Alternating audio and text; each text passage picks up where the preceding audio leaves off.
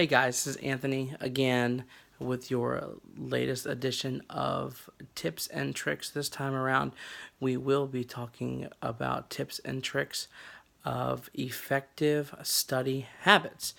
And I truly believe that through effective study habits and skills, students will be able to implement them in order to succeed in not only grade school, but as they move on up through college. A couple of things I'll be mentioning, a couple of points I'll be making are as follows. Some of the common mistakes that people make that hurt them in the long run, some effective study habits of successful students, and finally, my own opinions on some of these study tips and tools. And again, disclaimer, I don't want the student to think of this as a speech, but simply a helpful guide to get them through their school years. So, first off, some common mistakes that people make hurt them in the long run.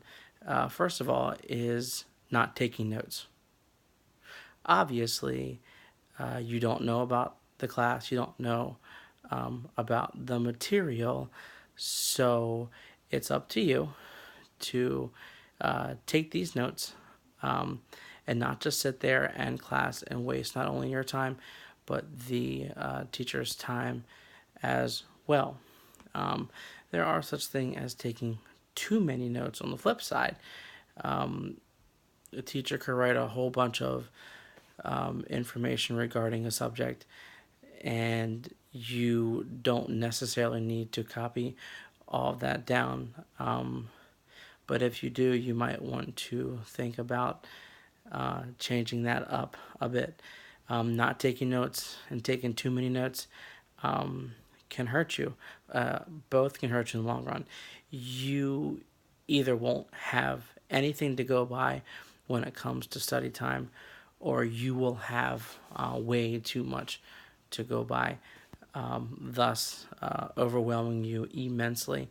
And that's not a good thing. You'll lose all focus on your object at hand, which is to successfully take this test and pass. Another common mistake that people make is not picking the right time to study. A lot of people like to study at nighttime, right before the test. Some people like to study literally right before the test, about 5-10 minutes, just cram as much information as they can in. But that is not really effective. You need to pick the right time for you during the day to get the most effective studying that you can, and the amount of studying in that you can remember without overwhelming you. Now, there are some effective study habits of successful students. Knowing what notes not to write down. That seems kind of confusing, but again, I say, not everything that the teacher says needs to be copied verbatim into your notes. You can take out the important stuff. For example, a simple short sentence would be, the dog likes to run. If you take your time and write out the dog likes to run, it's going to take you a little bit longer than if you just write the words dog and run. Then you'll be able to figure out that, oh, that particular dog likes to run. Not everything that the teacher says needs to be written down. You can just write down a few of the key words that will help you to get the point across. Now, as far as time for studying goes, use whatever chunk of time that you can get, but don't think that you have to study every single one of your notes in that chunk of time. Say if you have a short section that you need to study for, and all you have is about 20 minutes, take that time, study that short section only. verbatim or in a way that you can remember it, and you'll find that you will remember it easier. One thing that I like to do is to give an incentive to myself for studying.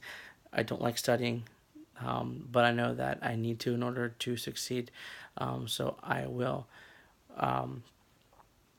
So I give myself an incentive. When I get home from work, I usually like to jump on the computer, eat some chips, and watch some YouTube. Uh, but also, I know that I need to study. So, and I need to read. So, I sacrifice my YouTube and chip time, and I use that as a goal for myself. I will study and read for about a half an hour, and I'll reward myself with about 5-10 minutes of YouTube time and snack on some chips.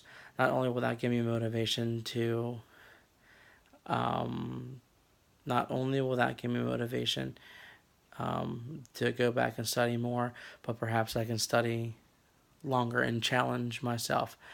Now, on to some of my own opinions and thoughts regarding study tips and tools. So, I am a victim of some of the bad habits that students partake in. I recently learned how to take effective notes and not lengthy paragraphs. And actually, I'm 31 years old, and I just learned how to do this about a month or two ago, at the beginning of my one-on-ones freshman year of high school. One of the teachers, before he started teaching his lessons and his content area of expertise, he wanted to let us know how to take effective notes. And that's, he said to us, not everything that I say needs to be copied down, or everything I write down needs to be copied down. Only the important keywords. I talk a lot, I ramble on a lot, and I expect you to take a lot of notes and not a specific amount of time, not a long amount of time, only 50 minutes for the class. So I just need you to keep up. Take short notes and not lengthy paragraphs. Again, I'm 31, so I'm proof that it's not too late to learn how to study. I stress that to the high school students I encounter every day.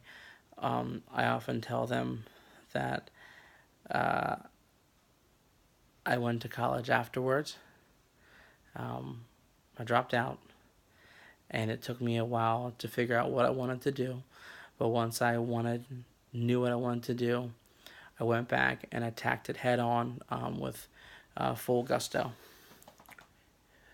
Now,